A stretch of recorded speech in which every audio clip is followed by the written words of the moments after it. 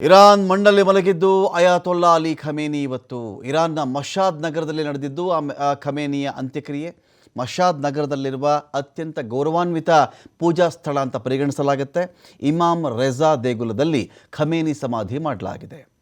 ಶಿಯಾ ಸಮುದಾಯದ ವಿಶ್ವದ ಸರ್ವೋಚ್ಚ ನಾಯಕ, ಬರೀ ಇರಾನ್ನ ಸರ್ವೋಚ್ಚ ನಾಯಕ ಅಲ್ಲ, ಶಿಯಾ ಆ ಒಂದು ಇದೇ ಇಸ್ಲಾಂ ಧರ್ಮದಲ್ಲಿ ಸುನ್ನಿ ಶಿಯಾ ಅಂತ ಇದೆಯಲ್ಲ, ಈ ಶಿಯಾ ಧರ್ಮ ಅನ್ನೋ ಒಂದು ವಿಚಾರ ತೆಗೆದುಕೊಂಡ್ರೆ ಅವರ ಒಂದು ಪಂಗಡ ಅಂತ ಕನ್ಸಿಡರ್ ಮಾಡಿಕೊಂಡಾಗ ಆ ಪಂಗಡದಲ್ಲಿ ಇರಾನ್ ನಾಯಕ ಅಂಥೇಳಿ ಹೇಳುವುದು ಬೇರೆ. ಆದರೆ ಶಿಯಾ ಧರ್ಮದವರು ನಮ್ಮ ಅತ್ಯಂತ ದೊಡ್ಡ ಗುರು, ದೊಡ್ಡ ಮುಖಂಡ, ದೊಡ್ಡ ನಾಯಕ, ಒಬ್ಬ ಮಾರ್ಗದರ್ಶಕ ಅಂತ ಕನ್ಸಿಡರ್ ಮಾಡೋದು ಯಾರನ್ನ ಅಂತ ಹೇಳಿದ್ರೆ ಅದು ಅಯಾತೊಲ್ಲಾ ಅಲಿ ಖಮೇನಿಯನ್ನು. ಅಂಥ ಖಮೇನಿ ಫೆಬ್ರವರಿ 28ನೇ ತಾರೀಕು ಇಸ್ರೇಲ್ ಅಮೆರಿಕದ ಜಂಟಿ ದಾಳಿಯಲ್ಲಿ ಹತರಾಗಿದ್ದು. ಯುದ್ಧ ಉಲ್ಬಣಗೊಂಡು ಯುದ್ಧ ನಡೀತಾನೆ ಬಂತು. 2 ತಿಂಗಳು 3 ತಿಂಗಳು, ಕೆಲವೊಮ್ಮೆ ಕದನ ವಿರಾಮ, ಕೆಲವೊಮ್ಮೆ ಕದನ ವಿರಾಮದ ಉಲ್ಲಂಘನೆ, ಇದೆಲ್ಲವೂ ಆದ ಮೇಲೆ ಇಲ್ಲ ನಾವು ಅಂತ್ಯಕ್ರಿಯೆ ಮಾಡ್ತೀವಿ ಅಂತೇಳಿ ಫಿಕ್ಸ್ ಆದರು. ಕದನ ವಿರಾಮ ಅನೌನ್ಸ್ ಮಾಡಿದ್ಮೇಲೆ ಇಂಥ ದಿನ ನಾವು ಇದೇ ಅಯಾತೊಲ್ಲಾ ಅಲಿ ಖಮೇನಿಯ ಶವಯಾತ್ರೆ ಮಾಡಿ, ಅಂತಿಮ ಯಾತ್ರೆಯನ್ನು ಮಾಡಿ ಆನಂತರ ಸಂಸ್ಕಾರ ಮಾಡ್ತೀವಿ ಅಂತ ಡಿಸೈಡ್ ಮಾಡ್ತಾರೆ. ಇದಾದ ಮೇಲೂ ಕೂಡ ಈಗ ಇರಾನ್ನ ಮೇಲೆ ದಾಳಿ ನಡೀತಿದೆ, ಕದನ ವಿರಾಮದ ಉಲ್ಲಂಘನೆಯಾಗಿದೆ. ಇವತ್ತು ನೈಟ್ ಮಾತ್ರ ನಾವು ಇರಾನನ್ನು ಬಿಡೋದೇ ಇಲ್ಲ, ಇರಾನ್ ಕಥೆ ಮುಗೀತು, ಈ ಒಂದು ಟ್ರಂಪ್ ಹೇಳಿಕೆಗಳು ಒಂದು ಕಡೆ ಇದೆ. ಇದರ ಮಧ್ಯೆ ನೋಡಿ, 2 ಕೋಟಿ ಜನ ಸೇರಿರೋದು, 2 ಕೋಟಿ ಜನ. 5 ದಿನಗಳಿಂದ ಅಂತ್ಯಕ್ರಿಯೆ ಪ್ರಕ್ರಿಯೆ ನಡೀತಾ ಇದೆ. ಏನೋ ಬೆಳಗ್ಗೆ ಮೆರವಣಿಗೆ ಹೊರಟರು, ಮಧ್ಯಾಹ್ನ ರೀಚ್ ಆಗಿಬಿಟ್ರು, ಆನಂತರ ಅಲ್ಲಿ ಸಂಸ್ಕಾರ ಮುಗಿದು ಹೋಯಿತು, ಹಾಗಲ್ಲ. 5 ದಿನಗಳಿಂದನೂ ಕೂಡ ಅಂತ್ಯಕ್ರಿಯೆಯ ಪ್ರಕ್ರಿಯೆ ನಡೀತಾ ಇದೆ. ಮೆರವಣಿಗೆಗಳಿಂದ ಇವತ್ತು ಎಲ್ಲ ಮೆರವಣಿಗೆಗಳಾಯಿತು. ಇವತ್ತು ಎಲ್ಲ ಮೆರವಣಿಗೆಗಳಿಗೆ ಅಂತಿಮ ತೆರೆ ಬಿದ್ದಿದೆ.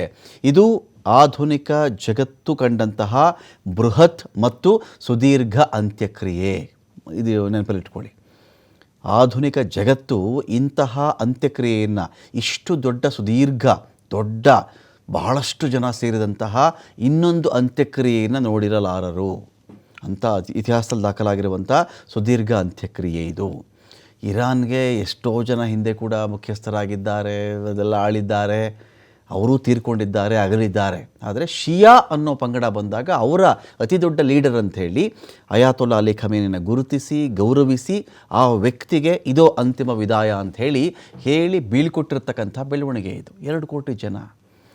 ಎಷ್ಟೋ ದೇಶಗಳಿಗೆ ಜನಸಂಖ್ಯೆನೇ 2 ಕೋಟಿ ಇರಲ್ಲ.